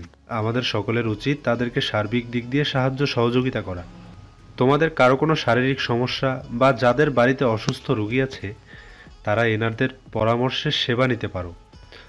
আমি পরিচয় করিয়ে দিচ্ছি, ইনি হলেন ডাক্তার সাফওয়ান সানজিদ, অপরজন ডাক্তার তাহমিদ ফেরদৌস। আশা করছি আমরা তাদের থেকে ভালো সেবা ও সুপরামর্শ পাব। সানজিদ এবং তাহমিদ দুজনেই আলতো করে হেসে নওশাদ আলমকে আশ্বস্ত করেন। ডাক্তার সাহেব, আপনাদের এ ব্যাপারে কোনো বক্তব্য থাকলে দয়া করে বলতে পারেন। সানজিদ বিনয়ের সহিত নওশাদ আলমকে উত্তর দেয়, ধন্যবাদ আপনাকে, তার আর কোনো প্রয়োজন নাই, আপনি যেটুকু বলেছেন এনাফ ফর দ্যাট। ছাত্রীদের থেকে বিদায় নিয়ে নওশাদ আলম ডাক্তার দুজনের সাথে ক্লাসরুম থেকে বেরিয়ে যায়। কিন্তু যাওয়ার পথে দেয়াল ঘেঁষে জানালার ধারে বসে থাকা পদ্মলতার কাজল চোখে একজোড়া পুরুষ চোখের আকস্মিক মিলন ঘটে। সাথে সাথে পদ্মলতার বুকটা আচমকা কেঁপে ওঠে। গ্রামের বাঁধনহারা দুরন্ত কিশোরী যেন হুট করে থেমে যায়। নিজের মনের মধ্যে প্রশ্নেরা ভিড় জমায়, এমনটা হলো কেন? কে ছিল ওই চোখে যে পদ্মলতাকে এক মুহূর্ত নাড়া দিয়ে গেল? কই আগে তো কখনো এমন হয়নি। চোখের অমন গভীর দৃষ্টি হয় পদ্মলতা তা জানে না। চোখের পলকে 3-3টে দিন পার হয়ে গেল, তবুও কুড়ির জ্বর কোনোভাবেই নামছে না।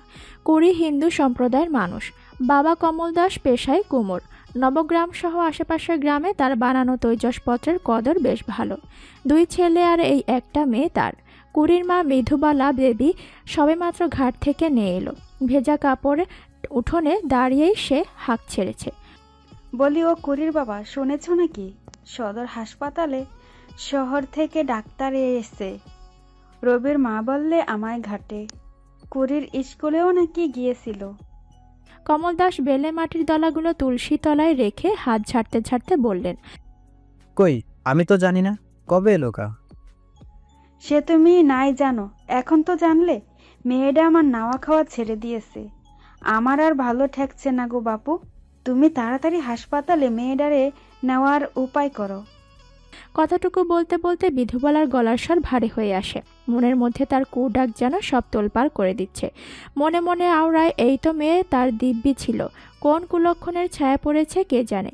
মেয়েটারে কত বোঝায়, একটু বাড়িতে বস, ঘরের কামকাজে হাত দে, তা তো শুনবেই না।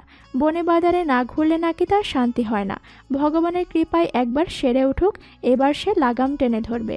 ধারী মেয়ে হয়ে গেছে, 10 ক্লাসের পাশ তুললেই বিয়ে দিয়ে দিবে। তারা সবাই মূর্খ সূর্খ মানুষ। মেয়েটার মাথা ভালো জন্য পড়তে দিয়েছে। বড় ছেলের তো বিদ্যে হলো না, কোন শহরে পাড়ি জমিয়েছে, কি করে না করে, তবে মেয়ে যে তাদের মতো হয়নি, এতেই যেন বিধুবালার সুখ। মেয়ে তার কি সুন্দর ধারায় কথা কয়, পড়াশোনা জানে। বিকালে রোদ পরে হালকা বাতাস বইতে শুরু করেছে। গাঙের পানিতে সোনালি রোদের আঁচ পড়ে কেমন চিকচিক করছে। আজ 3 দিন হলো কুড়ির বাড়িতে পদ্মলতাদের আসা যাওয়া লেগেই আছে। সখীর অসুখে যেন চোখ মুখে আধার নেমে এসেছে। দুরন্তপনাও থমকে গেছে। নিয়ম করে আজও কুড়ির বাড়িতে গিয়েছে দেখতে। কুড়ির ঠাকুমা বাইরে দাওয়ায় বসে ঝিমুচ্ছিল। একাধিক পায়ের আওয়াজ পেতেই চোখ মেলে তাকায় সে। বলিও দোষী মেয়ে ন, আমার নাতনিটারে কি জমের করে না পাঠালে হতো নি তোদের? কুড়ির ঠাকুমার এমন তেতো পোড়ানো কথা শুনে 3 জনেই দাঁড়িয়ে পড়ে উঠানে। অতঃপর আলগোছে ঠোঁটে মৃদু হাসি রেখা বইয়ে বুড়ির পাশে গিয়ে বসল পদ্মলতা। আহ্লাদের স্বরে বলে উঠল, তোমার এত বয়স হলো, তাও এমন কথার তেজ কমলো না গো ঠাকুমা। তোমার বরের ধৈর্য ছিল বলতে হবে। 70 বয়সী বুড়ি যেন এই কথা মানতে নারাজ, সাথে সাথে প্রতিবাদ করে উঠল, চুপ কর রে পোড়ামুখী, আমার মিন সে যে নোক ছিল, পাবিনি এমন একটা এ যুগে। ভালোই তো মিনসের গুণগান গাইছো ঠাকুমা, বুঝেছি তোমাদের বেশ পীড়িত ছিল। এবার বলো তো, কুড়িকে কি সদর হাসপাতালে নিয়েছে? বুড়ি তেজি কণ্ঠ ছেড়ে উদাসী চোখে বলল, তবে আর বলি কি, আজ দুপুরেই নিয়েছে। সূর্যমামা তার সকল রোদের তেজ কমিয়ে গোধূলি অবকাশের প্রস্তুতি নিচ্ছে। ওই তো বিশাল মাঠ পেরিয়ে লম্বা লম্বা জারুল গাছের আড়ালে যেন লুকোচুরি খেলে যাচ্ছে। পায়ে পায়ে নবগ্রাম সদর হাসপাতালে 3 জনের পৌঁছানোর সমাপ্তি ঘটল। কাঁচামাটির এবড়ো থেবড়ো রাস্তাটায় গাড়ি চলাচল খুব কম হয়। কেউ গাড়ির ক্ষতি চেয়ে এদিকটায় আসতে চায় না, জরুরি কিছু ব্যতীত। হাসপাতালটি নবগ্রামের একদম শেষ মাথায়, তাই হেঁটে আসতে বেশ সময় লাগে। 2 তলা বিশিষ্ট 50 শয্যার হাসপাতাল, মানুষে ভরপুর। পদ্মর যখন 7 কি 8 বছর বয়স তখন একবার এসেছিল, বেশি হাসা হয়নি তার এদিকটায়। হাসপাতালে ঢোকা পথেই কুড়ির ছোট ভাই কাননের সাথে দেখা। পদ্ম খপ করে হাত টেনে ধরে এক সাইডে দাঁড় করে শুধায়, হ্যাঁ রে কানন, তোর দিদিকে কোন রুমে রেখেছি? কানন তার আধ ভাঙা বুলি ঠেলতে ঠেলতে বলল, ওপরে নিয়েছে দিদিকে, একে বাবারে শেষ ঘরে। হয়েছে হয়েছে, আর তোকে এত কষ্ট করে বলতে হবে না বাপু। তুই তো দেখি আরো তুতলা হয়ে যাচ্ছিস দিনে দিনে রে কানন। এমন হলে তো বউ পাবি না, কেউ বিয়েও করবে না। মাঝখান থেকে ফোড়ন কেটে হাসতে হাসতে বলে রিনু, তুমি আমার তোতলা বললে? রিনু দিদি ও পদ্ম দিদি দেখলে? রিনুর কথায় যেন কাননের বেশ অভিমান হলো। সে তোতলা নিজেই জানে, তাই বলে সবাই কেন তাকে তোতলা বলবে? এতে যে তার ভারী কষ্ট হয়। কাননের ছোট কথায় এর সমাধান না থাকলেও বাস্তবতা বুঝতে তাকে আরও বড় হতে হবে। সমাজের রীতিই হলো যে যেটাতে অক্ষম মানুষ সেটা নিয়েই তাকে কষ্ট দিতে ভালোবাসে, কিন্তু এটাতে যে তার কোনো হাত নেই সেটা কেউ বুঝতে চায় না। সৃষ্টিকর্তার তৈরিকৃত জিনিসকেও ছাড় দিতে নারাজ। পদ্ম কাননের অভিমানে ভরপুর মুখখানা আলতো করে দুহাতের আঁচলে তুলে আদুরে স্বরে বললে, রিনু, দিদিকে খুব করে বকে দিব। আমাদের কানন তো লক্ষ্মী ছেলে, যে বলবে তোতলা সে একটা গোবরের পোটলা। পদ্মর আবিষ্কৃত ছন্দ শুনে কানন খিলখিলিয়ে হেসে উঠল। তার অভিমান মুখে ফুটেছে ছোট্ট নিষ্পাপ হাসি। পদ্ম মুগ্ধ হয়ে দেখে মনে মনে বলল, যাক, হাসি ফুটল তবে। ওপরতলায় উঠে ওষুধের গন্ধে গা গোলাতে শুরু করেছে পদ্মর। চারপাশে শুধু রোগী আর রোগী। কেউ মেঝেতে শুয়ে আছে তো কেউ চেয়ারে পা দুলিয়ে হা হুতাশ করছে। অবশ্য গ্রামের হাসপাতালে এইটা নিত্যনৈমিত্তিক ব্যাপার। হাসপাতাল যে আছে এই ঢের। 203 নম্বর কক্ষে প্রবেশ করতে দেখে শুভ্র চাদর মোড়ানো হাসপাতালের বিছানায় শুয়ে আছে কুড়ি। হাতে তার স্যালাইন লাগানো। কুড়ির মা পাশে বসে মাথায় হাত বুলিয়ে দিচ্ছে। একই কক্ষে আরো 4টে বিছানায় রোগী শুয়ে আছে। একটা ছোট রুমে এত মানুষ। রোগী তো আছেই, তার সাথে করে 1-2 মানুষ ফ্রি। রিনু বিধুবালা দেবীর কাছে এগিয়ে গিয়ে বলল, ও কাকিমা, তুমি তো অনেকক্ষণ হলো এসেছো, এবার বাড়ি যাও, সন্ধ্যাটুকু আমরা ওর কাছে থাকবো। বিধুবালা দেবী রিনুর দিকে এক পলক তাকিয়ে চিন্তিত স্বরে শুধালেন, ডাক্তারবাবু একবার দেখে গেছেন, আবার আসবে বললে যাই কি করে? ওর বাবাও তো নেই। পদ্ম এবার নীরবতা ভেঙে সামনে এসে জবাব দিল, আমরা আছি কি জন্য কাকিমা? আমরা কি ডাক্তার বাবুর সাথে কথা কইতে জানি না? তুমি যাও এখন। ঠাকুমা সেই একা একা বাড়িতে বসে আছে, ওদিক গরু দুটো পড়ে আছে। কানন ছোট মানুষ, ও কি পারবে একা একা সামলাতে? ছোটবেলায় তুমি আবার এসো, আমরা কুড়ির খেয়াল রাখবো। সুখীও একই সুর টেনে বলল, পদ্ম ঠিকই বলেছে কাকিমা, তুমি যাও এবার, আমরা আসি। সকলের আশ্বস্ত বাণী শুনে বিধুবালা দেবী যেতে রাজি হলেন। কুড়ির দিকে তাকাতেই কুড়ি চোখের ইশারার মাধ্যমে তাকে যেতে বললেন। বিধুবালা দেবী যাওয়ার পরে হুড়মুড়িয়ে 3 জন বিছানার এপাশ ওপাশ করে বসল। পদ্ম এবার চোখ পাকিয়ে কুড়ির দিকে প্রশ্ন ছুড়ল, কুড়ি রানী দাস, এবার সত্যি করে বলো দেখি, তোমার হয়েছেটা কি? কোন ভূতে তোমায় আশ্রিয়েছে? পদ্মর কথা শুনে কুড়ি হেসে দেয়। ধীর কণ্ঠে তার জবাব আসে, ডাক্তারবাবু বলেছে জ্বরই হয়েছে, ঠিকমতো ওষুধ পড়েনি, তাই এমনটা হয়েছে, কোনো ভূতে প্রেতে ধরেনি। পদ্ম কপালের ভাঁজ ফুটিয়ে রাগী স্বরে বলল, এবার দেই তবে কান বলে। কাল তো একেবারে মরা কান্না জুড়ে দিয়েছিলি, সোনাডাঙ্গা না তালতলির ভূতে তোকে এমনটা করেছে। ভূতের তো খেয়ে কাজ নেই। কুড়ি তার ভগ্ন কণ্ঠ ঠেলে বলে, সত্যি ওখানে খারাপ কিছু আছে। পদ্ম, রিনু, সুখী একে অপরের দিকে তাকিয়ে গভীর নিঃশ্বাস ছাড়ে। এই মেয়েকে বোঝানো দেয়, যা তাদের দ্বারা সম্ভব নয়। আর মনে হয় মা মেয়ে এরাই ভূতের আপনজন। কিছু সময় পার হতেই হাসপাতালের 303 কক্ষের কিছু মানুষজন অবাক চোখে তাকিয়ে আছে কতগুলো অবুঝ কিশোরীদের দিকে। গল্পগুজব হাসি ঠাট্টাতে মনে হচ্ছে না এটা কোনো হাসপাতাল। কয়েকবার চুপ করতে বললেও কিছুক্ষণ পর আবার যেন তেমনই। না, এবার আর পারা যায় না, তাই তো এদের উচিত শিক্ষা দিতে ডাক্তার সাহেবকে ডেকে পাঠিয়েছেন। আপনারা কি এখানে রোগী দেখতে এসেছেন নাকি রোগী মারতে এসেছেন? গমগমে গম্ভীর কণ্ঠের আওয়াজ পেতেই এক মুহূর্তে সব গল্প হাসি ঠাট্টা থেমে গেল। পিন পিন নীরবতায় রুমটা শান্ত হয়ে গেছে। পদ্ম ঠোঁট কামড়ে চোখ বুজে বিড়বিড়িয়ে বলল, কাজ সেরেছে, ডাক্তারবাবু এসেছে নাকি? পর মুহূর্তেই পদ্মার মনে বিদ্যুৎ চমকে গেল। কি মনে করে সে দ্রুত চোখ খুলে পেছনে তাকালো, আর তাকাতেই সে পরপর থমকায় চমকায়। দ্বিতীয়বারের মতো আবার সেই গভীর চোখ জোড়া, এক মুহূর্তের মিলন। হ্যাঁ, এই তো সেই চোখ, যেই চোখ দেখেছিল সেদিন ক্লাসে। অপর পাশেরও ব্যক্তি যেন এই মুহূর্তের জন্য প্রস্তুত ছিল না, কিন্তু তার তীক্ষ্ণ গভীর চোখে ধরা পড়ল এক রূপবতী রাজকন্যা, যার লম্বা চুলগুলো এলোমেলো হয়ে ছড়িয়ে আছে। কাজল দেওয়া চোখ দুটো টালমাটাল হয়ে উঠেছে, মুখখানিতে কেমন অস্থিরতা ফুটে উঠেছে। মনে হচ্ছে এখানে সবকিছু থেমে যাক। মনের মধ্যে নদীর স্রোতেরা উথাল পাতাল ঢেউ খেলে যাচ্ছে অবিরাম। মনে মনে আওড়ায়, এ কেমন মেয়ে তুমি, যার চোখের দৃষ্টির প্রখরতা আমার ভেতরে এফোর ওফোর করে দিচ্ছে। পদ্মলতা তার শীতল চোখজোড়া সন্তর্পণে নামিয়ে খসখসে মেঝেতে দৃষ্টি মগ্ন করল। কিশোরী বয়সের উত্তাল মন যেন বাদ সাধে না কোনো কিছুতেই। নিজেই নিজের প্রতি বিরক্ত হলো। এমন অচেনা পরিচয়হীন মানুষকে দেখার কি আছে, আর একটুও তাকাবে না সে। ডাক্তার সাহেব কি কইতেছে? তোমাকে কানে যায় না? সারা গ্রাম তো মাথায় নিয়ে আনাছো, এখন কি হাসপাতালটাও ছাড়বা না? এখানে আইসাও তোমাকে রঙ্গ তামাশা শুরু হয়েছে। নলেন শেখের মুখে এমন কথা শুনে পদ্মলতার মেজাজ যেন গরম হয়ে উঠল। বুড়ো বেটা তাদের দু চোখের বিষ। এর আগেও হাটে মাঠে ঘাটে যেখানে দেখা হতো বাজে বাজে কথা বলতো। বুড়োর বয়স হয়েছে কিন্তু তেমন একটা বলতো না। কিন্তু এবার আর পদ্মলতা যেন চুপ থাকতে পারল না, বিস্ফোরিত কণ্ঠে জবাব দিল, আমরা না হয় রঙ্গ তামাশা শুরু করেছি, আপনিও কি হাসপাতালটাকে ভোটের অফিস মনে করেছেন? সেই তো বক্তব্য ছাড়ছিলেন এতক্ষণ মেম্বার চেয়ারম্যান নিয়ে। উপযুক্ত জবাব পেয়ে নরেন শেখের মুখখানা চুপসানো বেলুনের ন্যায় হয়ে গেল। মেয়েগুলো যে হাড়ে বজ্জা তা যেন সে ভুলেই গিয়েছিল। গোমরা মুখ করে আশেপাশে একবার চোখ বুলিয়ে চুপচাপ সুরসুর করে চলে গেল। সঞ্জিত অবাক চোখে তাকিয়ে এতক্ষণ এই মেলোড্রামা দেখছিল। গ্রামের মানুষ সম্পর্কে তার ধারণা বলা চলে শূন্যের কোঠায়। ছোটবেলা থেকেই শহরে বেড়ে ওঠা, পড়াশোনা, বন্ধুবান্ধব, আড্ডা, বাস্কেটবলের প্রতি একরাশ ভালোবাসা, এসবের মধ্যে কেটেছে তার জীবনের এক অংশ। গ্রামের সতেজ আলো বাতাসের ছোঁয়া সে কখনো তেমন একটা অনুভব করতে পারেনি। বছরকালে যখন দাদু বাড়িতে যেত একদিনের বেশি থাকা সম্ভব হতো না। ডাক্তারি পড়তে গেলে সব শখ আহ্লাদ, নিজের জন্য সময়, এই সব কিছু গুছিয়ে পুটলি বেঁধে সাদা কালো বক্সে জমা করে রেখে দিতে হয়।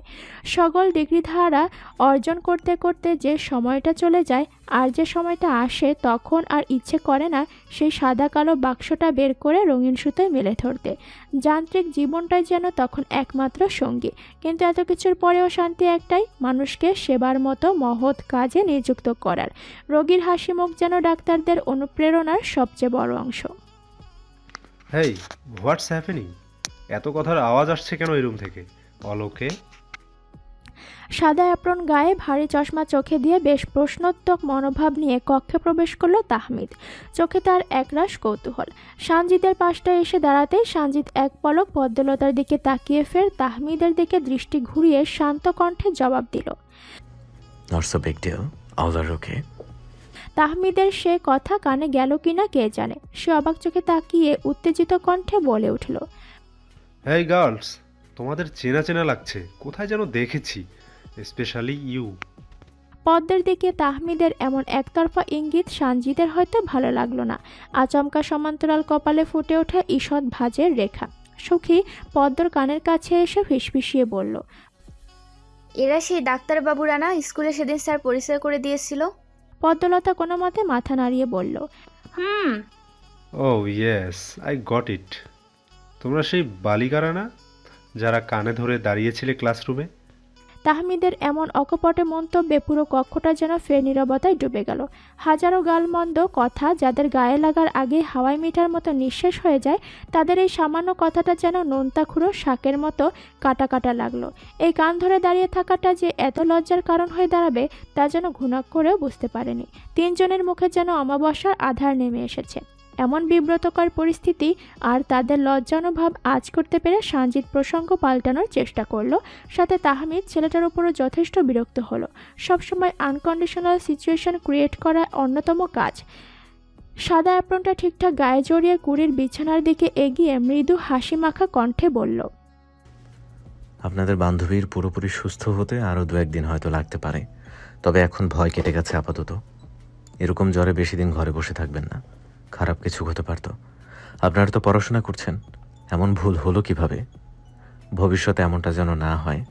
আর একটা কথা মনে রাখবেন, প্রতিকারের চেয়ে প্রতিরোধ উত্তম, সেটা যে কোনো ক্ষেত্রেই হোক না কেন। আশা করছি অতি দ্রুত সুস্থ হয়ে উঠবেন। একটানে এমন সুন্দর করে গোছানো কথাগুলো কারো কানে যেন অমৃত বাণীর মতো ঠেকলো।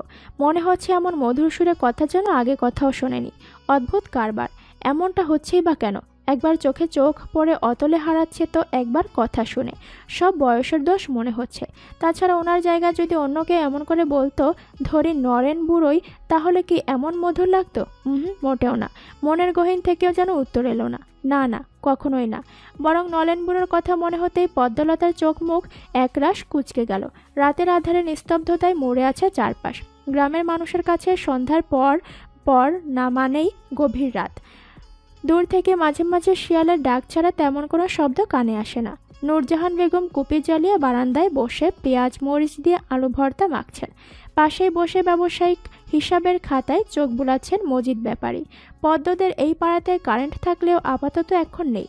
গেল মাসে ঝড়ের তাণ্ডবে বৈদ্যুতিক খুঁটিসহ উপড়ে পড়ে সব ভেঙে গুড়িয়ে গেছে। ঠিক করার নাম করেও 1 মাস হলো কোনো পরিবর্তন নেই। মজিদ ব্যাপারী সহ গ্রামের অনেকজন মেম্বার চেয়ারম্যানকে বারবার তাগিদ দিলেও এর কোনো সুরাহা মেলেনি। তারা শুধুমাত্র আশ্বাস দিয়ে রাখে, কিন্তু কাজের কোনো কাজ কিছুই করে না। এই চারু, মা খেতে ডাকছে, কানে যাচ্ছে না তোর?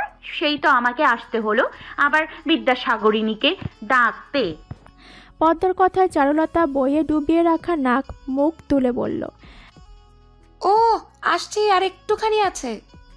তাড়াতাড়ি খেতে আয়, আর যেন ডাকতে আসতে না হয় বললাম। ঝড়ের বেগে এসে ঝড়ের বেগে ছুটতে নিলে পদ্ম আচমকা মাঝপথে দাঁড়িয়ে যায়। কি একটা মনে করে ফের চারুলতার কাছে গিয়ে দাঁড়ায়। তুই কখনো ক্লাসে কান ধরে দাঁড়িয়েছিস চারু? পদ্মর এহেন কথার মানে চারু বুঝতে পারে না। সে ভ্রু কুঞ্চিত করে জিজ্ঞেস করে, কানে ধরে দাঁড়াবো কেন? চারুর এমন উত্তর শুনে পদ্ম বুঝতে পারে তার বোন হলো প্রথম সারির গুণী ছাত্রী। এদের দ্বারা কানে ধরে দাঁড়ানো বকুনি মার খাওয়া হলো খোকসা গাছে ফুল দেখার মতো। ভুল জায়গায় ভুল প্রশ্ন করে ফেলেছে সে। কিছু না, আয় তুই খেতে। আর এক মুহূর্ত না দাঁড়িয়ে ছুট লাগায় পদ্ম। বোনের আকস্মিক আচরণ আর চোখ মুখ দেখে চারুর কপালে ভাঁজ পড়ে। কি হলো হঠাৎ? অতঃপর হারিকেনের আলো কমিয়ে বই খাতা তুলে খেতে যায় সে। চাঁদের ঝলমলে স্বচ্ছ আলোতে উঠান বাড়ি চকচক করছে। গোল চাকতি নেয় চাঁদটা যেন সদ্য স্নান সেরে উঠে এসেছে।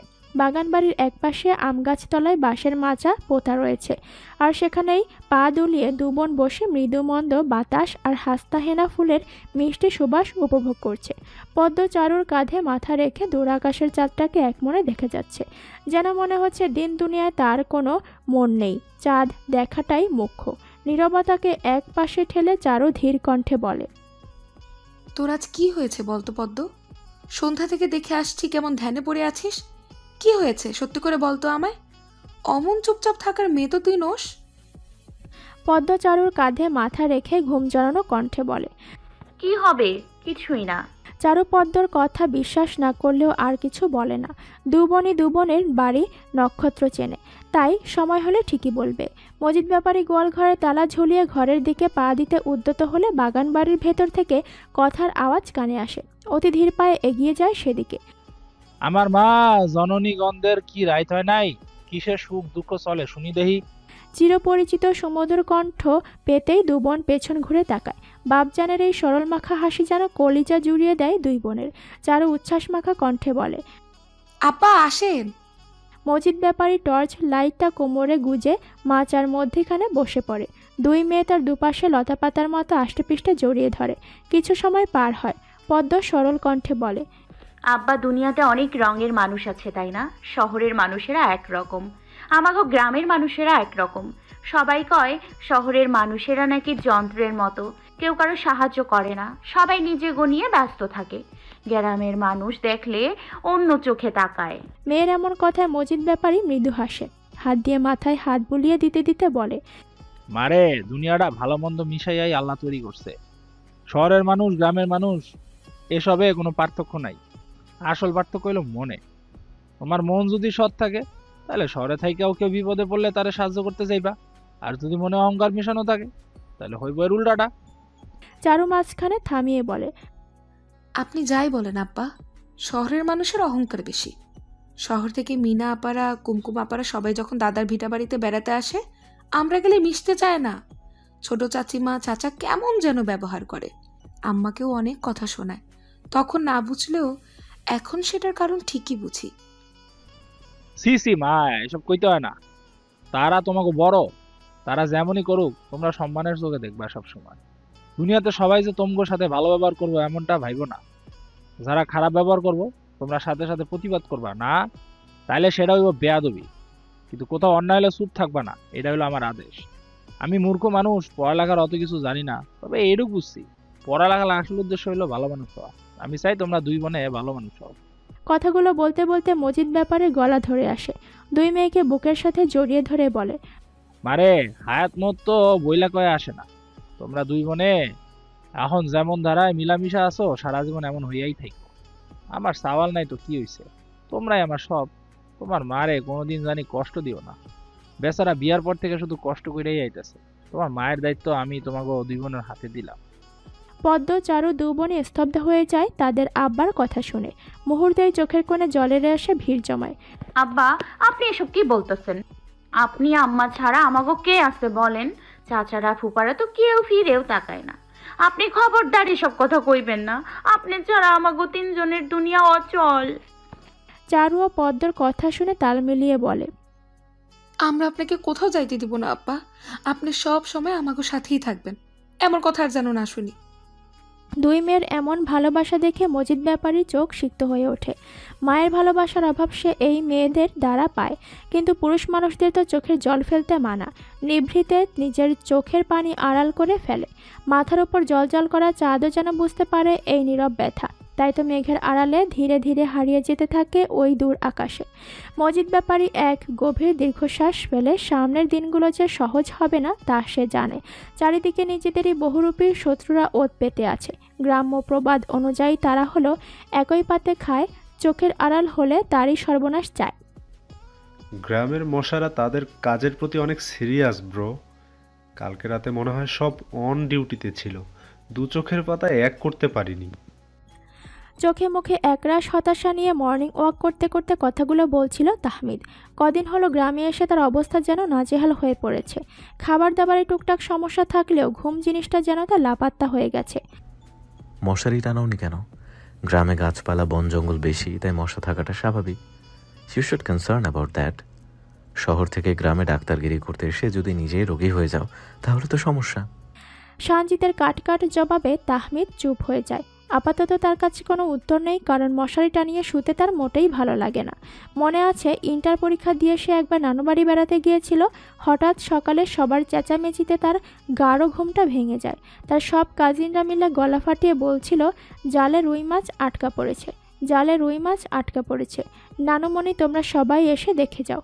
তাহমিদ তখনও ঠাউর করতে পারছিল না তার চারপাশে কি হচ্ছে।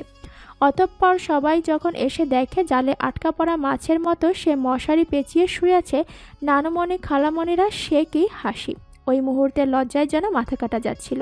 সেই থেকে তাহমিদ আর মশারি পরস্পর ব্যস্ত অনুপাতে গ্রাসী। কিছুটা পথ যেতে সানজিদ তার হাতের ব্ল্যাক রোলেক্স মডেলের ঘড়ির দিকে এক পলক চোখ বুলিয়ে নেয়। পরনে তার কালো ট্রাউজার, সাথে কালো টি শার্ট। শরীর ঘেমে টি শার্টটা তার সুঠাম দেহের সাথে লেপ্টে রয়েছে, যার ফলে উজ্জ্বল শ্যামলা গায়ের রংটা যেন আরেকটু চড়াও হয়ে গেছে, চুলগুলো ছাটছাট করে কাটা। অপরদিকে তাহমিদের পরনে আছে অ্যাশ কালারের স্পোর্টস ওয়্যার। গোলগাল ফর্সা চামড়ারত অধিকারী। বেশ সুস্বাস্থ্য হওয়ার কারণে মেডিকেল লাইফে টমেটো নামে বিশেষ পরিচিত ছিল তার। 1 ঘন্টা টানা ওয়ার্কআউট করার ফলে বেশ ক্লান্ত বোধ করছে তাহমিদ। 2 হাত হাঁটুর উপর রেখে হাঁপাতে হাঁপাতে বলল, হেই ম্যান, আজ আর পারছি না, আজ এখানেই থাকুক, চলো কামব্যাক করি। ততক্ষণে সঞ্জিত বেশ খানিকটা দূরে চলে গিয়েছে। পেছন ফিরে তাকিয়ে তাহমিদের অবস্থা দেখে ফিরে আসে, ছোট করে জবাব দেয়, ওকে চলো। পদ্মরে ছাগল পাগল দুটোই পেয়েছি, শিগগির এদিকটাই আয়। রিনোর ডাক শুনে পদ্ম শিউলি ফুলের ডালাটা রেখে শাড়ির কুচি ধরে এক ছুটে চলে আসে।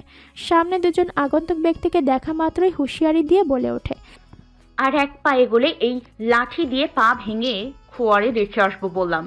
আচমকা চিকন মেয়েলি গলার গর্জন শুনে সানজিদের কপাল কুঁচকে যায়। কিছু একটা ভেবে পেছন ঘুরে তাকিয়ে দেখে সেই পরিচিত মুখের অধিকারিণীকে, যে এই মুহূর্তে অগ্নিকন্যায় পরিণত হয়ে আছে। তার এমন তাকানো দেখে মনে হচ্ছে বিরাট কোনো অপরাধ করে ফেলেছে তারা দুজনে। সানজিদের তাকানো দেখে তাহমিদও সাথে ফিরে তাকায়, মাথায় রাখা চশমাটা টেনে ভালোভাবে চোখে দিয়ে নেয়। পদ্মলতাকে দেখা মাত্রই বলে ওঠে, হেই লতায় পাতায় মোড়ানো পদ্মলতা, আমাদের ডাকছিলে নাকি? সানজিদকে দেখে পদ্মলতা কিছুটা দমে গেলেও নিজের এমন উদ্ভট নাম শুনে আবারও অগ্নিঝরা রূপ ধারণ করে। চিরপরিচিত ঝাঁঝালো কণ্ঠের দরুন বলে ওঠে, চোখ কি আকাশে থাকে নাকি পকেটে তুলে হাঁটেন? কিছু দেখতে পান না? সানজিদ পরিস্থিতি বুঝতে না পেরে কোনো উত্তর না করলেও তাহমিদ বেশ অবাক স্বরে বলে, ওহ মাই গড, আমাদের দেখে তোমার অন্ধ মনে হয় মিস লতাপাতা? তাহমিদের কথা শুনে সানজিদ বেশ তীক্ষ্ণ চোখে তাকায়, চোয়াল শক্ত করে বলে, এই প্রয়োজনের চেয়ে বেশি কথা বলো তুমি। সানজিদের মুখ নিঃসৃত এমন বাণী শুনে তাহমিদ মনে মনে বেশ বিরক্তি বোধ করে। এ বেটা করলার সাথে তার মেডিকেল ক্যাম্পে আসাই উচিত হয়নি। প্রতি পদে পদে ভুল ধরে, সব কিছু মিলিয়ে জীবন আর তেজপাতা করে দিচ্ছে। একটা গভীর দীর্ঘশ্বাস ফেলে নিজেই নিজেকে বলে, এখন মুখ চুপ রাখাই উত্তম, তা না হলে মেয়ে দুটোর সামনে ইজ্জতের দফারফা করতে 1 সেকেন্ডও নেবে না এই বেটা করলা। সানজিদ তার কণ্ঠস্বর নরম করে বলে, কোনো সমস্যা? পদ্ম মনে মনে সাহস সঞ্চার করে। বুকের বাপাসটায় হাতুড়ি পেটানোর মতো শব্দ হলেও সকল কিছুকে উপেক্ষা করে চোখে চোখ রেখে প্রত্যুত্তর করে, বিরাট সমস্যা। সানজিদ এবার ভ্রু কুঞ্চিত করে জিজ্ঞেস করে, ওয়েল, সেটাই জানতে চাচ্ছি। ওই ধারালো দুটো চোখ দেখে পদ্ম যেন আর কথা খুঁজে পায় না। অপরাধীদের জেরা করতে এসে সে নিজে নিরুত্তর। পদ্মর চুপ থাকা দেখে রিনু এবার মুখে খুলে জবাব দেয়, প্রতিদিন সকালে আপনারা শিউলিতলার সব ফুল মারিয়ে যান, এটা বুঝি অপরাধ নয়? রিনুর কথা শুনে সানজিদ ও তাহমিদ উভয়ে পায়ের নিচে স্পোর্টস শুয়ের দিকে তাকায়। শিউলি ফুলগুলো জুতোর স্পাইকের সাথে লেগে একদম নষ্ট হয়ে গেছে। পদ্ম যেন এবার ভাষা খুঁজে পায়। কাজল কালো চোখ দুটো সরু করে তেজি কণ্ঠে বলে, ডাক্তার হয়ে কি লাভ যদি চোখেই ঠিকমতো দেখতে না পায়? পদ্মর কথা শুনে সানজিদ ঘাড় ঘুরিয়ে আলতো হেসে নেয়। অতঃপর মুখায়ব স্বাভাবিক করে শীতল কণ্ঠে বলে, সরি, সম্পূর্ণ বিষয়টা অনিচ্ছাকৃতভাবেই হয়েছে। ওয়ার্কআউট করার সময় এতটা খেয়ালে আসেনি। দয়া করে গুরুতর অপরাধের মামলায় ফাঁসাবেন না। সানজিদের এমন কথা শুনে তাহমিদ অবাক বনে যায়, মনে মনে আওড়ায়, বেটা সুন্দরী মেয়ে দেখে নিজের রূপ পাল্টে নিয়েছে দেখো। মুখ থেকে যেন কথা নয় মধু ঝরছে। আর আমার সাথে কথা বলার সময় তেতো করলা মুখে ঢুকিয়ে নেয়। পদ্মলতা রিনুর দিকে তাকিয়ে বলে, শোন রিনু, বলে দে ওনাদের, ফের যদি কোনোদিন একই কাজ করে তাহলে কিন্তু এই পদ্মলতা ছেড়ে কথা বলবে না। গ্রামের অতিথি বলে এবারের মতো মাফ করে দিলাম, চোখ দুটো যেন সঙ্গে নিয়ে হাঁটে। একদমে কথাগুলো বলে পদ্ম উল্টো দিক ঘুরে হাঁটা দেয়। চোখ মুখ জুড়ে তার পাহাড় সমান অভিমান। রিনু শূন্য চোখে দুজন মানবীর থেকে এক পলক তাকিয়ে পদ্মর পিছু পিছু ছুট লাগায়। বেশি দূর নয়, মাত্র কয়েক কদম হাঁটার পর মুহূর্তে শিউলিতলার বড় গাছটার আড়াল হতে পদ্মলতার আহা বলে চিৎকার সানজিদের কানে গিয়ে বাজে। তৎক্ষণাৎ তার পায়ের গতি থেমে যায়। কোনো রকম কালক্ষেপণ না করে দৌড়ে চলে যায় সেদিকটায়। শাড়ির আঁচল লুটিয়ে মাটিতে ঠেস দিয়ে বসে আছে পদ্মলতা। দীঘল কালো চুলগুলো খোপার বাঁধন আলগা পেয়ে পিঠ বেয়ে মাটি ছুঁয়েছে। চোখ মুখ জুড়ে স্পষ্ট ব্যথার ছাপ। একটা সরু কাচের টুকরো তার পায়ের নরম চামড়া ভেদ করে ভেতরে ঢুকে পড়েছে। লাল টকটকে রক্ত ঝরছে বাধাহীনভাবে। এমন আকস্মিক দুর্ঘটনায় রিনু কী করবে বুঝে উঠতে পারছে না। সানজিদ হাঁটু মুড়ে বসে তার শক্ত হাতে কাঁটাযুক্ত পা ছোঁয়া মাত্রই সারা শরীর কেঁপে ওঠে পদ্মলতার। এক ঝটকায় পা সরিয়ে নিয়ে বলে, দয়া করে পা ছবে না, আমি ঠিক আছি। পদ্মলতার এহেন আচরণে সঞ্জিত ভরকায় না, শান্ত কণ্ঠে বলে, আমি জানি তুমি ঠিক আছো। অচেনা ব্যক্তি হিসেবে ডিনাই করাটা স্বাভাবিক, কিন্তু ডাক্তার হিসেবে এটা আমার দায়িত্বের মধ্যে পড়ে। আর হ্যাঁ, বয়সে ছোট, তাই তুমি করে বললাম। সঞ্জিত পদ্মর উত্তরের অপেক্ষা না করেই পকেট থেকে তার সাদা রুমালটা বের করে নেয়। অতঃপর আলতো করে কাটা স্থান থেকে কাচের টুকরোটা বের করে যত্ন সহকারে রুমাল দিয়ে বেঁধে দেয়। পুরোটা সময় পদ্ম পাথরের মতো শক্ত হয়ে বসেছিল। 17 বছরের জীবনে প্রথম কোনো অচেনা পুরুষের এত কাছাকাছি সান্নিধ্যে তার মনে এক অন্যরকম অনুভূতি জন্ম দেয়। চোখে না দেখাটা দেখছি বেশ ছোঁয়াচে রোগ। ডাক্তারি জীবনে বিরল রোগের সন্ধান পেলাম। সঞ্জিতের এমন কথা শুনে পদ্ম আর চোখে তাকায়। কথাটা যে তাকে উদ্দেশ্য করে বলা হয়েছে সেটা স্পষ্টই বুঝতে পারে। বাড়িতে গিয়ে অ্যান্টিসেপটিক মলম লাগিয়ে পরিষ্কার করে বেঁধে নেবে, ময়লা যেন না লাগে জায়গাটায়। পদ্ম ধীরে ধীরে পা সরিয়ে টান করে রিনুর হাত ধরে উঠে দাঁড়ায়। যাওয়ার মুহূর্তে এক পলক তাকিয়ে মৃদু কণ্ঠে বলে, ধন্যবাদ। আশ্বিন মাসের আর 4 দিন যাচ্ছে। ঠান্ডা তেমন একটা না পড়লেও গ্রাম অঞ্চলের বুকে কুয়াশা তার চাদর মেরে ছড়িয়ে পড়েছে। নূরজাহান বেগম হারিকেনের আলোয় বিছানায় বসে কাঁথায় ফুল তুলছেন। তার পাশে বই খাতা ছড়িয়ে পড়াশোনার জগতে ডুবে আছে তরু। আরেক ছাত্রী জানালার ধারে কাঠের তৈরি ছোট চেয়ারে টেবিলে বই খুলে আপন মনে গালে হাত দিয়ে বসে আছে তো আছেই। তার ধ্যান ধারণা তরুর মতো পড়াশোনার জগতে পাড়ি জমায়নি। সে অন্য চিন্তায় মশগুল। 2 দিন আগে ঘটে যাওয়া ঘটনার প্রতিটা মুহূর্ত তার শয়ন স্বপনে মিশে আছে যেন। সেসব মনে হতেই লজ্জায় নীল হয়ে যাচ্ছে। কিছু সময় পার হতেই আস্তে করে ঘাড় ঘুরিয়ে দেখে তার মা জননী কাঁথায় ফুল তুলতে ব্যস্ত। অতঃপর সন্তর্পণে বাংলা বইয়ের 31 নম্বর পৃষ্ঠা উল্টায়। বইয়ের ভেতরে ভাঁজ করে রাখা কাঙ্ক্ষিত বস্তুর দেখা পেতেই ঠোঁটের কোণে ফুটে ওঠে মিষ্টি হাসির রেখা। নরম হাতে আলতো করে ছুঁয়ে দেয় সেই বস্তুটি। এসএসসি পরীক্ষায় পাশ তুলতে না পারলে সোজা শহরে পাঠিয়ে দিব কামের মেয়ে হিসাবে। এতে সংসারে 2 পয়সা তাও আয় হবে। নূরজাহান বেগম দাঁতে দাঁত দিয়ে সুতো কাটতে কাটতে কথাগুলো বললেন। পদ্ম আচমকা মায়ের এমন ঠান্ডা হুমকি শুনে সাথে সাথে পৃষ্ঠা উল্টিয়ে ফেলে। মাথা নিচু করে বইয়ের দিকে মনোযোগ বাড়ায়। মায়ের কথার মর্ম বুঝতে পেরে মুখ ঠেলে দিয়ে ঠুলে উচ্চারণ করে পড়া শুরু করে দেয়। চারু মায়ের কথার বোনের অবস্থা দেখে মুখ টিপে হাসে। একমাত্র মায়ের কাছেই সে পরাজিত সৈনিক। নূরজাহান বেগম এক পলক মেয়ের দিকে তাকিয়ে কাঁথা ভাঁজ করে রাতের খাবারের আয়োজন করতে চলে যায়। এই পদ্ম, তাড়াতাড়ি বাইরে আয়, কথা আছে। সর্বনাশ হয়ে গেল। জানালার বাহিরে এমন ফিসফিসিয়ে কথার আওয়াজ পেতেই চোখ তুলে তাকায় পদ্ম। চোখ মুখে ফুটে ওঠে একরাশ আশঙ্কা। না জানি কি হলো আবার।